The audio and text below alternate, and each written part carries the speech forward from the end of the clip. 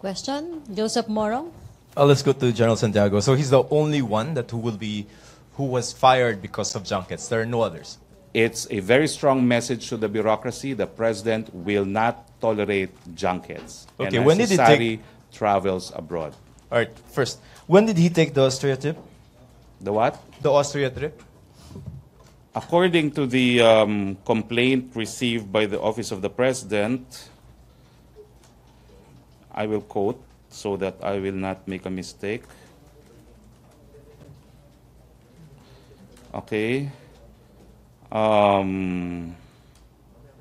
Travel to Vienna, Austria. No?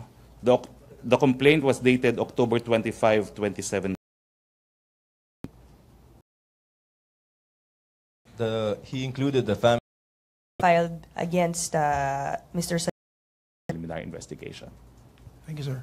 Questions about General Santiago? Other issue? Ina Andolong. Microphone, please. Sir, you've been stressing that a whiff of corruption hindi nga po ito-tolerate ng Pangulo. But how then would you explain, I believe a few weeks ago, it was reported that two former customs officials linked to the 6.4 billion peso illegal drug shipment from China was basically moved at ngayon ay working sa DOTR na po. How then would you explain that? What I do know is that the DOJ has already concluded its preliminary investigation on this 6 billion drug haul. So they will be filing information in court, and I have no information if the two individuals you're referring to will also be charged. No, thank you, sir. Okay. Question? John Rosales. Good morning, Spokes. MRT Chairman Robert Sobrepeña said the government is suffering from lack of management expertise in handling the MRT, and proof to that is the string of operation breakdowns of the railway facility in the past weeks. I would like to ask the side of Malacañang, is the administration open to returning the management of the MRT to the private sector? Well, unang-una po, hindi tayo naguhugas ng kamay. Tinatanggap po natin ang paghamon dyan sa MRT na yan, at ang presidente na mismo ang humingi ng paumanhin dahil nga dun sa palaging pagsira ng ating MRT. Gayunpaman, alam po natin na nagsimula ang problema sa dati pang administrasyon. Gumagawa po ng hakbang ang ating presidente para maibsan ang pagdurusa ng ating mga mananakay dyan. Sinimulan na po yan sa pagsibak dun sa Busan bilang kontraktor ng MRT. At sigurado po ako na ang DOTR ay araw na lang po sigurong binibilang at magsasampa rin sila ng mga kasong kriminal laban doon sa mga tao sa nakalipas na administrasyon na talaga naman pong sila ang dahilan sa paghihirap ng ating mga mananakay ngayon. Gayunpaman, with the President assuming that he will be responsible for the MRT, let us give the President the opportunity to rectify the many problems that his administration inherited from the past dispensation. But we accept the challenge, we are moving forward, and we promise better MRT to our riding public. No? We will show the same political will that the President has shown in his fight against illegal drugs, in his fight against corruption, in bringing this vital service of transportation to the people as well. Thank you, sir. Question? JP Bencito. Hi, sir. Good morning. Sir, on MRT pa rin. Sir, there are two congressmen who are calling for who are demanding for the ouster of Transportation Chief Arthur Togade. Can we get a comment from the palace on this one? Well, gaya po ng sinabi ko, ang mga problema po ay namana at kami naman po ay nagmamasid at nag-oobserba sa mga hakbang na ginagawa ni Secretary Togade.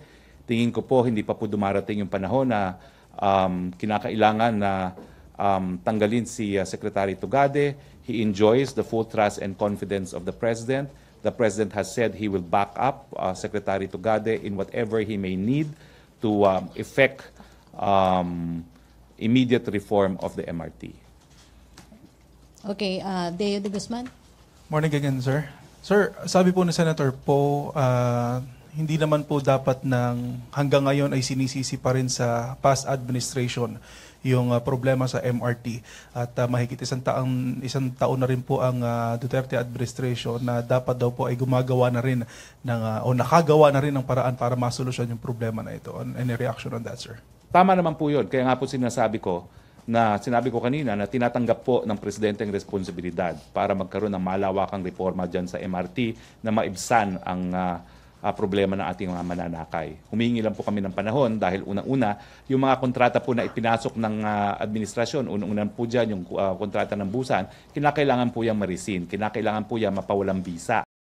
At asahan nyo po, magkakaroon pa ng napakadaming demandahan dyan dahil hindi naman papayag ang busan na bilyones sa kanyang kontrata, bigla na lang tatanggalin sa kanya. No? Kaya nga po ang sabi ni Presidente, nung una, no, kung kinakailangan magkaroon pa ng special powers para dito sa MRT, yun ang kanyang nais magkaroon. No? At ang Kongreso naman po ay patuloy ang proseso para mabigyan siya ng ganyang mga kapangyarihan. No? Pero uulitin ko po, we are not resorting to finger pointing. Sinasabi lang po namin lahat ng mga naging problema, yung pagpapalit ng maintenance provider at pagtatalaga ng busan, yan po ay ginawa sa nakaraang administrasyon. Hindi naman po pwedeng overnight na mapawalang bisa yan. Sa katunayan po, dadaan pa yan sa legal na proseso. Inaasahan po namin lalaban ng busan, pero gagamitin po natin ang political will para mapabuti ang MRT na yan. Kaya naman po gobyerno na nag-take over kasi nga po kung magtatalaga ng bago, di patuloy pa ang demandahan. Samantalang gobyerno na nag-take over, bagamat pwede magdemanda ang busan, anong reklamo niya? Hindi naman binigay sa kahit ibang pribadong kumpanya. Walang reklamo ng korupsyon din na po pwedeng maibato sa gobyerno. Okay, MPC questions? Roscos? Follow-up ba yan MRT? Sino yung follow-up ng MRT? Other issue na tayo, Roscos.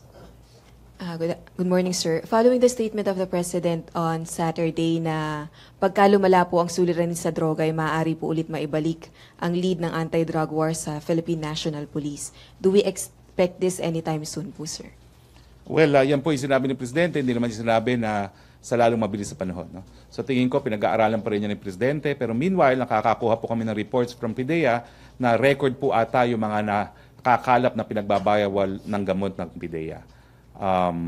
Bukas po, dadaling ko yung figura na yan. No? Pero ang reports na natatanggap, record hold po ang PIDEA in terms of actual seizure of prohibited drugs. Sir, isang topic pa po. Wala po ba tayong update regarding po sa recommendation ng MICC na i-lift yung open pit ban?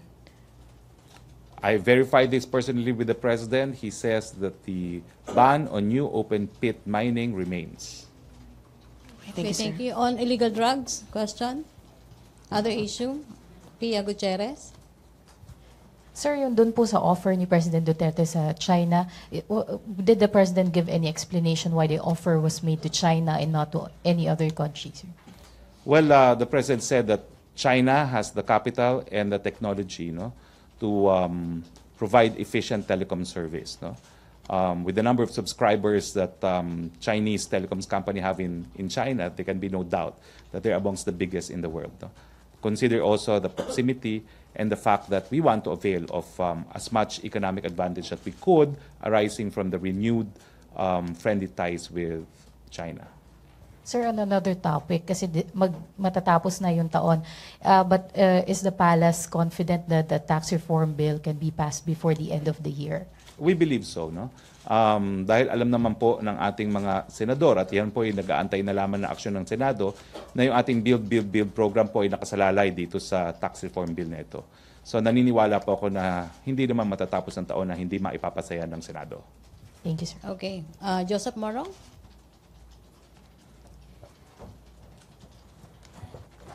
Sir, just very short on the U.S. assistance. Yung 2 million, in what form po ito? Well, it was said to be to support the ongoing war on drugs. Like what? Sa law enforcement, training for our police? Well, it hasn't been specified, Okay. but it was a 2 million grant, no? It's not a loan in support of the drug war. All right, sir. Si Chief Justice Sereno, you've answered the question before, but merong interview ulit sa Bawal na Pasaway later. She said that yung impeachment is an attack on democracy and not just her, because there are trumped up charges against her, and if the president or the government can do this to her, it can be done to any ordinary citizen. Your comment on that? Kaya po meron tayong proseso sa impeachment para malaman ng taong bayan ang katotohanan. So kung trump-up charges po yan, lalabas at lalabas na naman po yan sa Kongreso, unang-una, at sa Senado. So hayaan na po natin ang proseso na magpatuloy. Okay. Last question na. Philip Tobesa. Follow-up muna. Sir, good morning. Follow-up lang po dun sa open pit mining. Na-presenta po ba yung sa kabinete yung MICC recommendation to lift the ban? Well, unfortunately po, I had Christian Amanpour on my first cabinet meeting. I had to leave. I was not able to finish the cabinet meeting. But I assure you that this is one of the instances when I personally asked the president, if there's been a change in policy. And he says that there's still no new policy on this. There's still a ban on new open pit mining. So he's rejecting the MICC recommendation? That's the response I got. I'm not sure about whether or not the MCC recommendation has reached the president. I will verify. Okay, thank you, sir. Okay. Follow-up, open other issue. Maricel Halili, TV5. Hi, sir. Good morning. Sir, just a clarification on the President's statement last Saturday saying na balak i-declare ang NPA as one of the terrorist groups in the country. How will it affect, sir, yung peace talks between the government? I understand na suspended na. But I recall the President also said that he supports the effort of Mayor Inday Sara to talk with the NPA. So how do you reconcile that, sir? Well, to begin with, yung plano pong deklarasyon na terorista ang NPA, hindi po yung bago. Ang Estados Unidos po, nung naisabatas ang Patriot Act, isa sa pinakaunang na classify as terrorist groups ay yung NPA. Ang European Union Council po, ay na-classify na rin ng NPA bilang isang terrorist group. Kung magdedeklara ng ganyan pong presidente, ibig sabihin, sumasang-ayon ng presidente na talagang terorista mga NPA, matapos kasi yung lahat ng kanyang mga ginawang hakbang upang magkaroon ng kapayapaan sa pamamagitan ng usaping kapayapaan nga sa NPA, na sa tingin niya dapat nang panandali ang itigil dahil habang nakikipag-usap ng kapayapaan ng gobyerno, wala naman tigil ang NPA sa pag-aatake sa ating mga kasundaluhan. So hanggang hindi niya nakikita ang sinseridad sa parte ng CPP-NPA na talagang nais nila ng pangmatagalan na kapayapaan, tuloy po ang laban sa NPA at itong deklarasyon ni Presidente na ika-classify niya ang terrorist groups na ang NPA bilang isang terrorist group is an indication po that for now, peace negotiations are suspended. Pero, sir, how do you reconcile that? Because like what I mentioned earlier, Presidente kasi na sinusuportahan niya yung efforts ni locally with the NPA. Does it mean that binabawi na rin yung position na yon, sir? Hindi naman po. Hayaan natin na magtuloy yung pag-uusap nila Mayor Sara. At kung magtagumpay naman yan, baka po pwede maging modelo yan na ang usaping kapayapaan ay magiging lokal. Sir, just one last po. Patanong lang po ni Prince Goles. Sir, pwede daw phone-in question, sir. Pwede raw po bang makahingi ng reaction with regards to sa CA ruling affirming Mabilog's dismissal from service? Well, of course, that's an affirmation of the earlier decision of the Ombudsman, dismissing Mabilog from the service. That's a judicial affirmation which we respect and we agree with. Okay. Last three questions. JP, Joseph Morong, and Chustenyo. Last four, sir. Hi, sir. Just balik lang po sa Reds. Sir, following the President's pronouncements, won't this run contrary to the spirit of the anti-subversion law which outlawed the membership to the CPP and all that links to the communists, sir? Not really, because of the Human Security Act. The Human Security Act imposes criminal responsibility on those that will perpetrate acts of terrorism. So they're not punished for mere membership. And you're correct, mere punishment on the basis of mere membership was declared unconstitutional by the Supreme Court, but they're being punished because of acts of terrorism being conducted by the NPA, including attacks on civilians. Okay, Jopel? Sir, ibang issue. Regarding po sa transport sector, kumusta sir yung ano ng gobyerno sa transportation modernization program? Kasi may issue na lumalabas sir yung regarding sa Euro 4 and dito sa Solar Egypt. Mas okay daw po kasi sir yung Solar Egypt. Ano pong stand ng Malacañang regarding this issue? Tuloy po ang modernization ng ating mga jeepneys. Yung detalye po niyan, bahala na po ang DOTR dyan. Pero ang huling binitawang salita po ng Presidente, gusto niya as early as next year, matuloy na itong proseso ng modernization.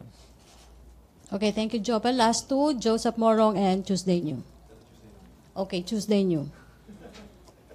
Microphone. Ito na. Oo nga. Hi, sir.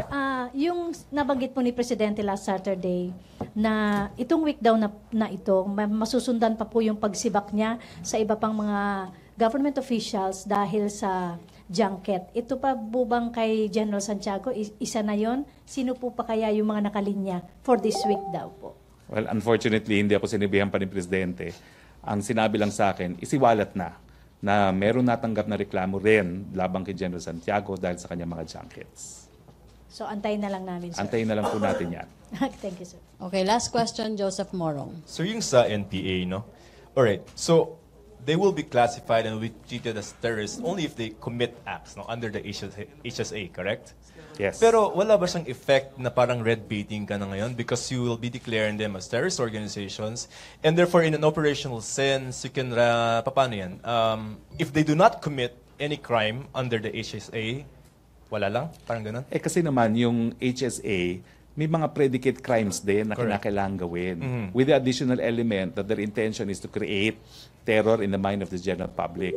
So it cannot be red baiting because there must be overt acts committed, no, which are already penalized by the revised penal code and special laws.